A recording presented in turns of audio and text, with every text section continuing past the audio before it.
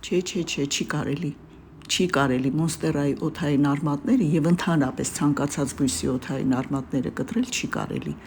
Այն ոչ միայն նպաստում է ֆոտոսինթեզին, իրենք էլ են ֆոտոսինթեզ անում, այլև բույսին ամրացնում է հողին, որպեսզի չշարժվի, որովհետև այս բույսերը նվիկազգիների հաստ ցողուն չունեն, կամ ձող պիտի դնեք, կամ պիտի հենք դնեք որևէ։ Իսկ երբ արմատները մտցնում եք հողի մեջ եւ հետո ջրում եք դրանց,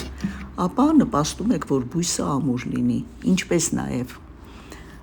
այս օդային արմատների տեղերից առաջանում են փոքրիկ ծիլեր, որոնք հետո կարող եք բազմացնել եւ ստանալ նոր բույս։ Մոնստերան ամենագեղեցիկ սենյակային բույսերից է եւ շատ հեշտ է խնամվում։ Պարզապես պիտի ցանկացած մարդ, ով ունի այս բույսը, իմանա այս փոքրիկ նրբության մասին։